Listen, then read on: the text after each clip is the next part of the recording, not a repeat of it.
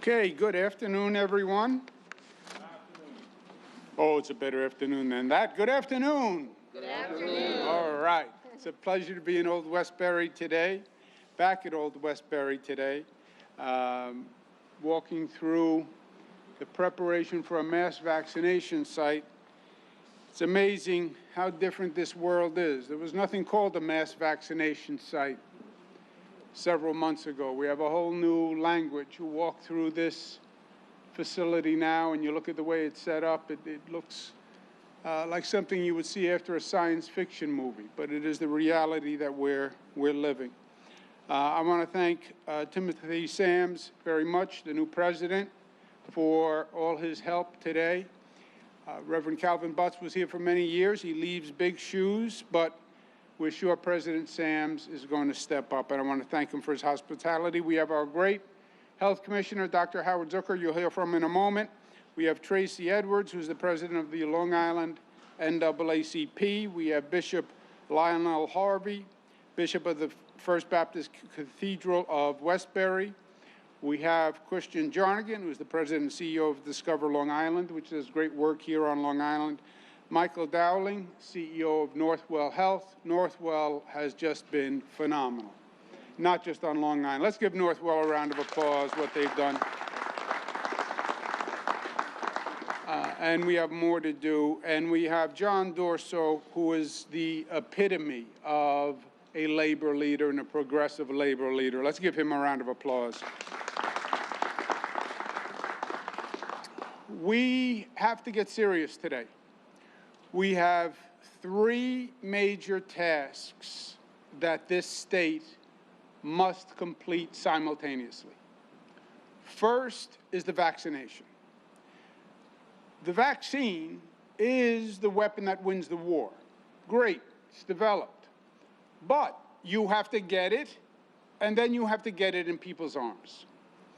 Now, President Biden, who's done an amazing job, accelerating the acquisition of the vaccination, now says we'll have enough by May 31 to make everyone eligible.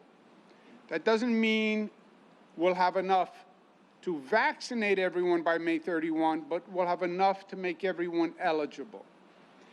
The vaccination task is massive. Just to give you an idea, all the vaccinations we've been doing, all these weeks, all these months, we have fully vaccinated 2 million New Yorkers, okay? We have 15 million eligible New Yorkers to vaccinate, all right? All this work, 2 million, we have to do 15 million New Yorkers. So we have a long way to go. This is an operational, logistical situation that we've never dealt with before. It is a major, major task. The single most effective vaccination mechanism is what we call a mass vaccination site. This is a mass vaccination site. It is one large facility capable of doing thousands. In some cases, we keep them open 24 hours a day. But from what we call a throughput, from just getting needles in arms, these mass sites are the most effective. There's going to be one here, obviously at Old Westbury. It's being set up right now. One at SUNY Stony Brook at the Southampton campus, and there's going to be one opening at Suffolk Community College in Brentwood. They open on Friday, this Friday. They're preparing to open now. They open on Friday. They start taking appointments on Wednesday. So Wednesday you can start making appointments. Wednesday also is the day that eligibility opens up for a new class of essential workers. And that's on the website, public-facing essential workers. Between now and Wednesday, 60-year-old plus have priority for schedules, okay? So, mass vaccination sites open Friday. They start taking appointments Wednesday. On Wednesday, a next class of essential workers becomes eligible. Between now and Wednesday, the 60-year-old plus still have priority for appointments. I don't know anyone who is 60 plus. I'm still waiting for mine. I have to get down to 28 years old before I'm eligible. Some of these people here, though, they look to me like they're bumping up near the eligibility level. But I'm still not there. Actually, I am there. I just don't look like I'm there. I'm going to take mine, and I'm going to take mine at a pop-up center in a black community, because I want to make that point, and I want to take a Johnson & Johnson, because I want to make the point that the Johnson & Johnson is safe. So I'm going to take mine in the coming days. That's vaccines overall. Massive undertaking. Ancillary problem to the vaccines. We don't want to just distribute them, we want to distribute them fairly. COVID discriminated. COVID was race blind, but COVID wound up discriminating. COVID killed 2 times as many blacks as whites. 2 times as many blacks as whites. COVID killed 1.5 times more Hispanics than whites. Why? Because COVID preyed on the underlying health disparity. The communities that were healthcare deserts. The communities that didn't have the same access to healthcare, so they had more comorbidities. They had more underlying conditions. And that's why COVID killed, literally killed, more black people and Hispanic people than white people. When it comes to the vaccine, we have to correct that injustice. This vaccine has to be available to everyone equitably and fairly, and we have to do social justice with this vaccine. We are going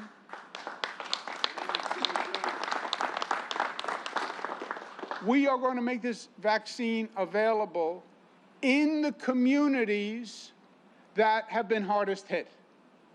I am asking faith-based church leaders, pastors, let us use your church as a pop-up vaccination site. Opening up vaccination sites in public housing, opening up vaccination sites in community centers.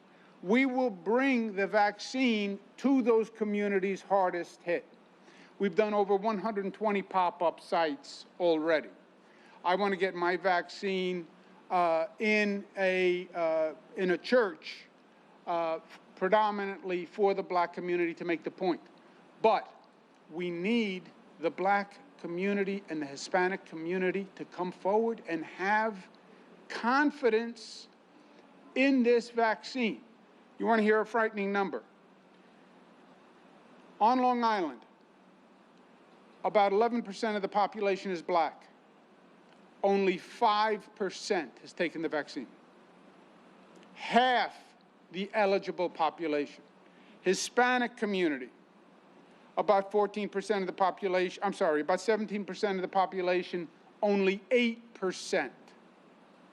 White community is actually higher than the population. We have to fix that. We have to fix that. Now, it gets complicated, and I want to be honest. They'll say, well, there's a hesitancy problem in the black community. It's not a hesitancy problem. We tend to come up with polite definitions for problems we don't really like to acknowledge. There's not a hesitancy problem. There's a trust problem in the black community. They don't trust the system. They don't trust the federal government. Trump administration said it's safe. They don't trust it. By the way, I didn't trust the Trump administration when they said it was safe. That's why we set up a whole separate New York State panel to review it. But we did set up a New York State panel, and they reviewed it, the best doctors.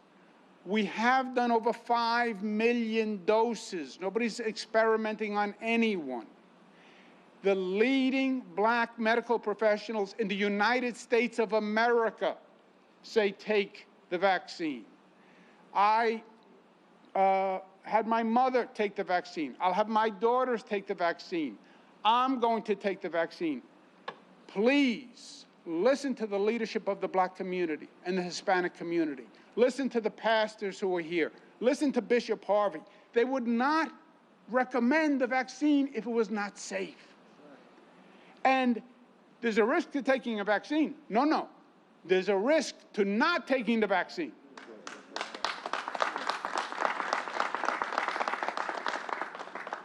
Second track that the state has to work on simultaneously. Today, the legislature puts in their budgets. So the Senate puts in their budget, the Assembly puts in their budget. I presented my budget several weeks ago. This is the most important budget in the history of the state of New York. You tell me what we do in this budget, I'll tell you what the future of New York State is. We're recovering from COVID. We have a tremendous deficit, largest deficit in the history of the state. We have the greatest needs for the people of the state: unemployed, housing problems, mental health problems, food insecurity problems. We are at a pivotal moment in this state. And what we do now will decide the trajectory. And the budget is more than just a budget. The word budget doesn't really work. It's like hesitancy. This is not a budget. This is the plan for recovery for the state of New York. And we have real issues on Long Island. New York City has serious, serious issues. Growing crime, growing homelessness. Zoom has changed the world. COVID we will recover from. Zoom isn't going away. COVID may go away, Zoom's not going away. And Zoom said you can live your life a different way.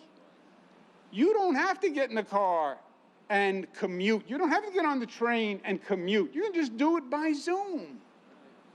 So this is a very delicate moment, and that's what this budget is all about, and we have to do it in a number of weeks, and we have to be serious about it. There are significant revenue-raising proposals. How you raise revenue can actually raise revenue or can cost you revenue. If you're not careful the way you do it, you may actually lose money for the state, because businesses and residences will make changes. There are also pieces of legislation that we've been trying to get done for a long time that we have to get done this year. Passing marijuana reform and legalizing recreational marijuana. We've tried to do that for the past 3 years. We have to get it done this year. There's been too many young lives that have been ruined because of the marijuana laws. I spent this past weekend on the phone with the Assembly Majority Leader, Crystal Peoples-Stokes, working through it. We're very close on marijuana. Truth is, we've been very close before. Member Crystal Peoples-Stokes is from Buffalo. Buffalo Bills, we all know, play in Buffalo. I said, look, this is not about getting in the red zone anymore. We have to get over the goal line this time. We need the 7 points. So a lot happening on that budget that we have to get done, and that starts today.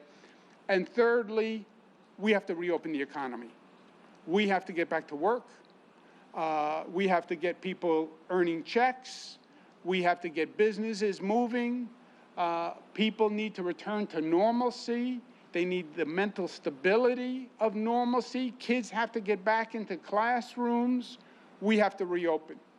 And part of that, which we've been moving all along, we're going to announce today that we are going to start again a great Long Island tradition, which was the Bethpage Air Show at Jones Beach.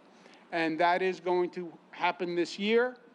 We'll have masks, we'll have social distancing, but we're going to do that again.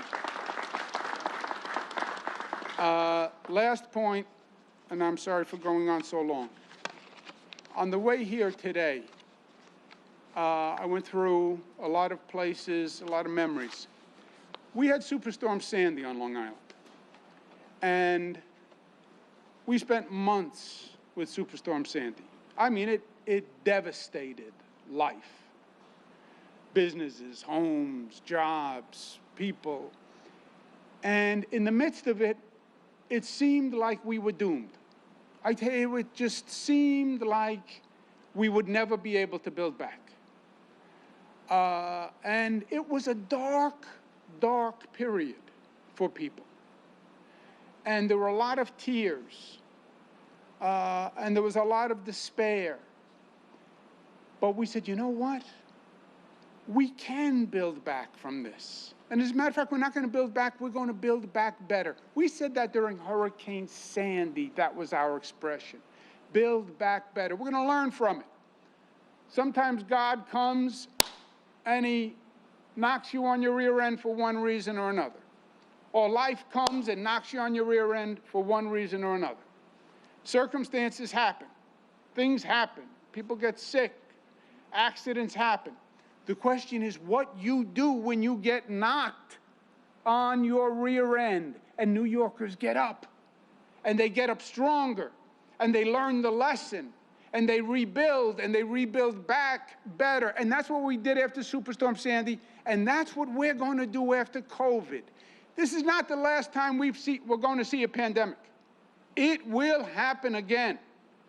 But we will never be caught surprised and uninformed and unprepared like we were this time.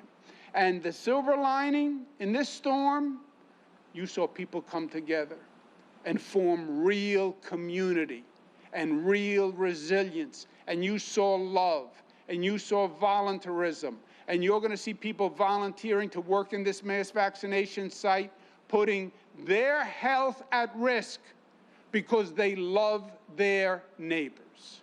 And that is the silver lining. And that's the essence of what New York is. And that's the essence of what New York represented to this nation through COVID. When the nation watched New York last year getting beaten up, they saw New Yorkers stand up. And we gave hope to the nation, and we're going to do it again. Thank you, and God bless. Let me introduce our great Health Commissioner, Dr. Howard Zucker.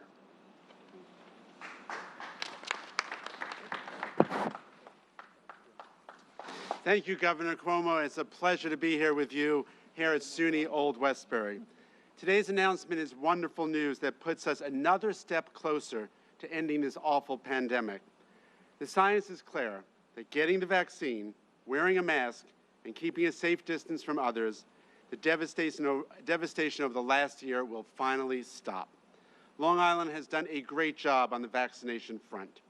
The tremendous success we've seen here in Nassau County, where more than a quarter of the population has gotten at least one shot, is a model for the rest of the state.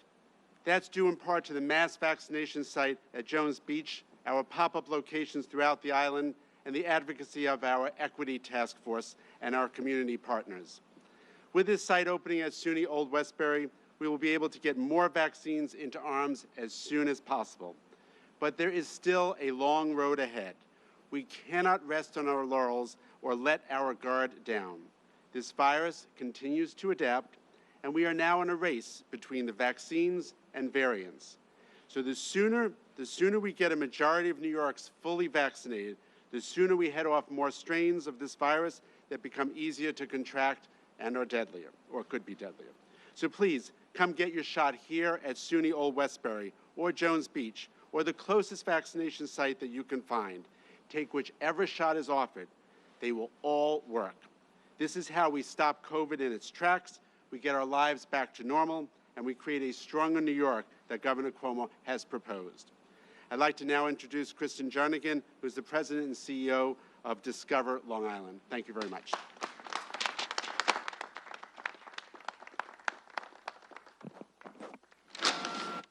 Thank you so much.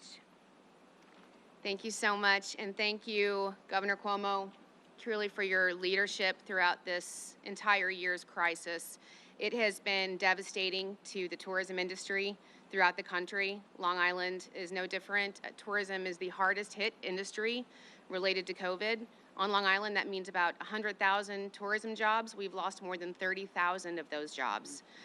I'm so proud of how our industry came together and all of our businesses really pivoted during this time to offer takeout and to have igloos to try and bring people back. But really the key to bringing people back and to bringing this industry back are the vaccines. So this is an incredible announcement because not only do vaccines mean a return to normalcy for tourism and getting our jobs back, but it also means that we can look forward to that Long Island institution of the Bethpage Air Show, which we missed last summer. We pretty much missed an entire year, and Long Islanders love our summers. We go through winter so that we can have summer, right? And everybody, Long Islanders know that the Bethpage Air Show is the unofficial kickoff to summer. That's how we all know it's finally here. So I want to thank especially Bethpage, Linda Arman, the Senior Vice President, for their incredible sponsorship of this show. And previous to COVID, tourism is a $6.3 billion industry on Long Island. And we feel like thanks to these great pop-up vaccines, it's going to return to that. We're going to have our Long Island summer that we've all looked forward to, and we're going to be able to go to Jones Beach and the vineyards and our historical sites and really enjoy this wonderful place that we all call home. So thank you very much for your leadership and for getting us returned to normalcy as soon as possible. Thanks.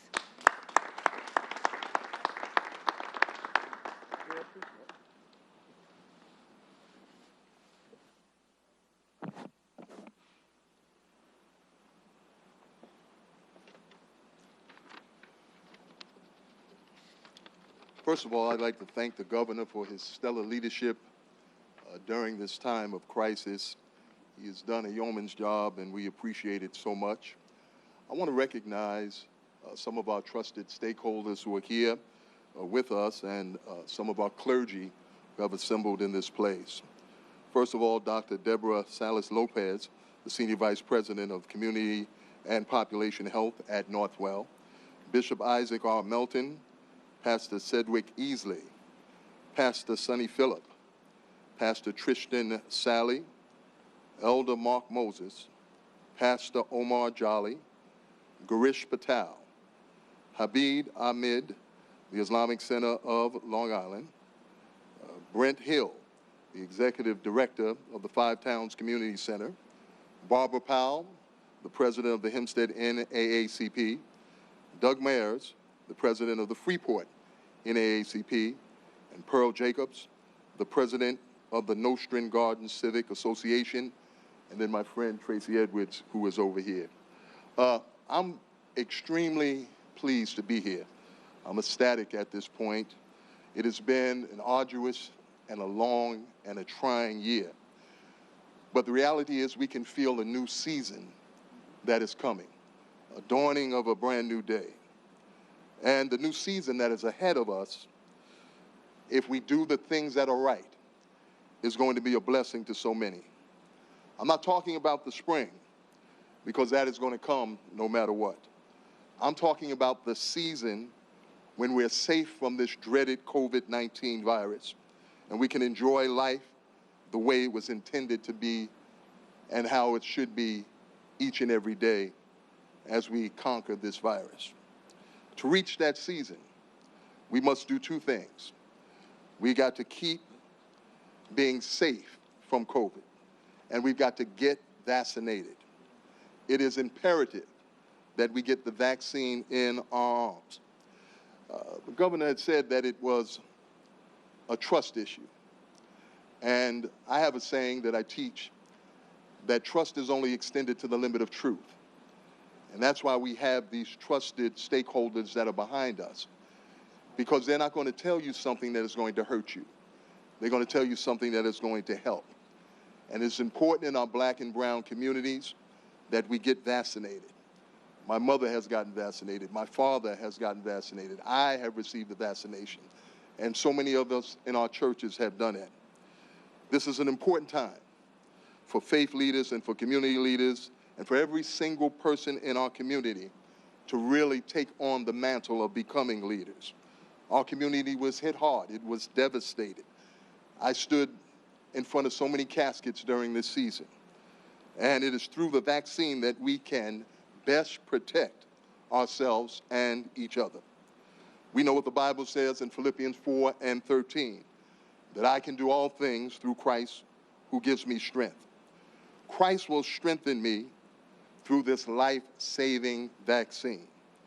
God has our back, and he also has our arm. Amen. So faith leaders are proud to partner with the state and with our governor to open pop-up vaccine sites at our houses of worship, to make it more accessible to our communities. And this is how we achieve equity and justice in the vaccine. I give the clarion call to my community and all communities across Long Island. Get the vaccine in your arm, whether it's at your house of worship or a mass vaccination site like this one at SUNY Old Westbury, or any other site. Get the vaccine in your arm. Get the vaccine because it will save your life. I'd rather have the vaccine than have the virus. So go to ny.gov/vaccine to make your appointment and help bring in the season of healing, health, and hope, love, peace, and joy. Thank you so much. Amen. Amen.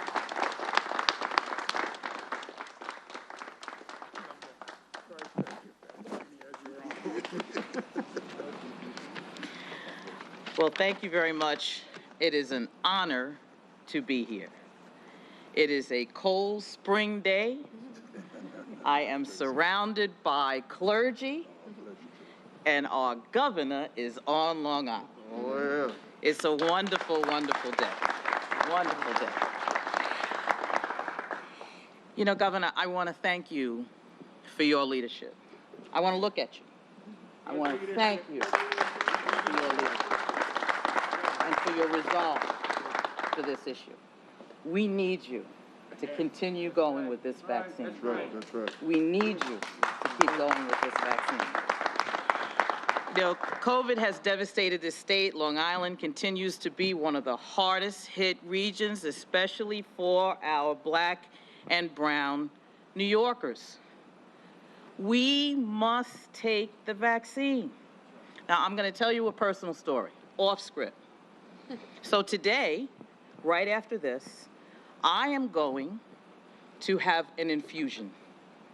And I'm going to have an infusion because I want to make sure that the cancer that was in my body does not return. I'm not asking what's in the infusion. I'm not looking up all of the ingredients in the infusion. I am sticking out my arm and I am taking the infusion. And that's what we have to do. Our communities take insulin, metformin, all kinds of, we can't line up at the drugstore so quickly because we want to save our lives. And that's what the governor is talking about. We must take the vaccine. The vaccine is a weapon that wins the war on COVID. And we need our clergy because, as Martin Luther King said, religion and science are not competing interests. They are our trusted messengers. And when your pastor says to do something, you trust your pastor, you trust your doctor. That's what we need to do. This shot is the only thing that will get our lives back, whichever vaccine is offered to you. The governor, our governor, has done an amazing job for Long Island, for New York. It is there for you to take it, and we cannot have any excuses at all. We all need to do our part, not just for ourselves, but for our families, for our friends, for our community. So, Governor, I thank you for being here. You stay continuing to lead us through this crisis because we need you. Thank you. Thank you.